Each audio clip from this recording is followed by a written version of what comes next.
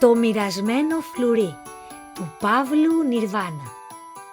Το πρώτο φλουρί της Βασιλόπιτας που μου έπεσε, ένα αληθινό φλουρί, γιατί ο πατέρας μου τον καιρό εκείνο, πριν φτωχύνει ακόμη, όπως φτώχινε στα ιστερνά του, συνήθιζε να βάζει στη Βασιλόπιτα του σπιτιού μας μια χρυσή εγγλέζικη λίρα.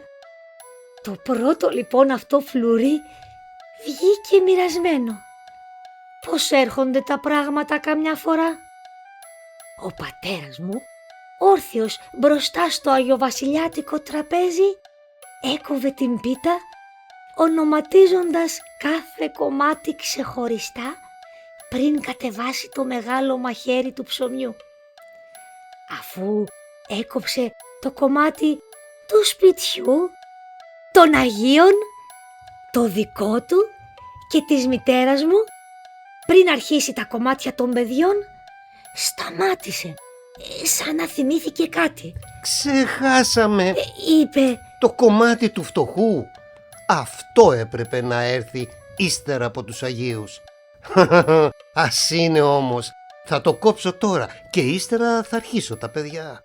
Πρώτα ο φτωχός». Κατέβασε το μαχαίρι.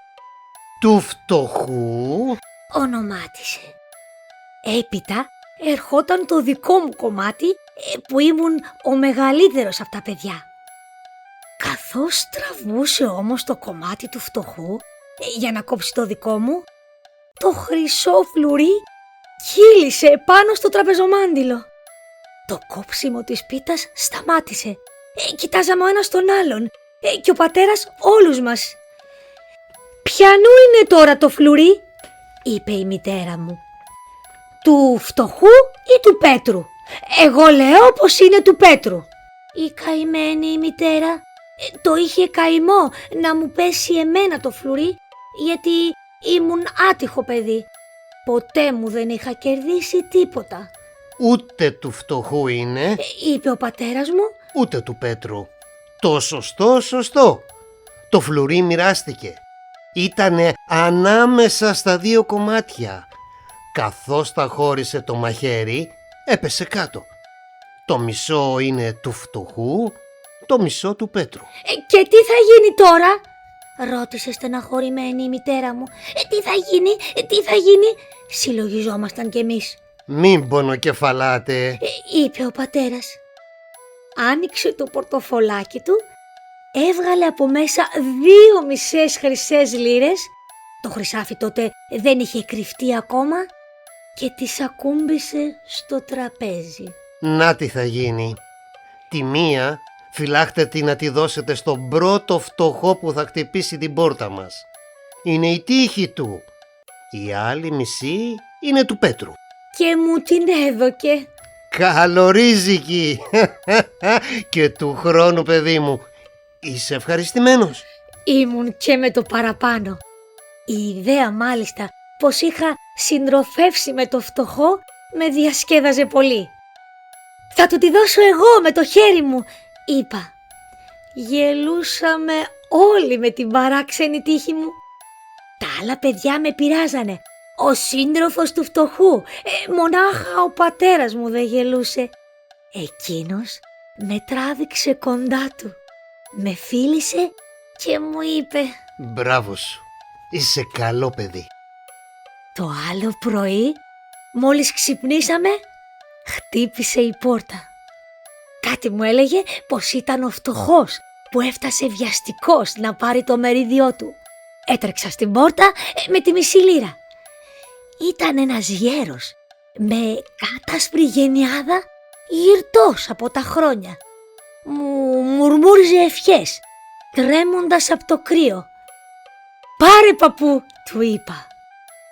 Ο γέρος, που δεν έβλεπε καλά και που του είχε γυαλίσει φαίνεται παράξενα από μακριά το χρυσό νόμισμα, το φέρε κοντά στα μάτια του για να το κοιτάξει καλύτερα.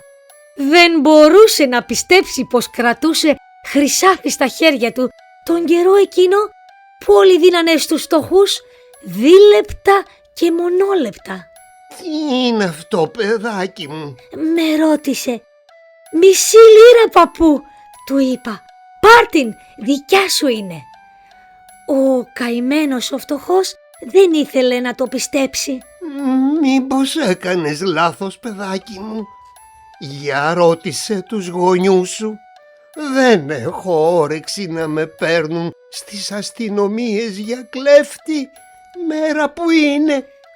Του εξήγησα με τι τρόπο είχαμε μοιραστεί το φλουρί της Βασιλόπιτας. Ο γέρος έτρεμε περισσότερο, μα έτρεμε από τη χαρά του. Σήκωσε ψηλά τα λυπημένα του μάτια και είπε: Ο Θεός είναι μεγάλος. Να ζήσεις, παιδάκι μου, να σε χαίρονται οι γονείς σου και ο Θεός να σε αξιώσει να έχεις πάντα όλα τα καλά, να τα μοιράζεις με τους φτωχούς και τους αδικημένους. Την ευχή μου να έχεις. Μου έδωσε την ευχή του. Σήκωσε πάλι ψηλά κατά τον ουρανό τα λυπημένα του μάτια και κατέβηκε με το ραβδί του τη σκάλα. Έτσι τελείωσε η ιστορία του φλουριού της Βασιλόπιτας εκείνη τη χρονιά.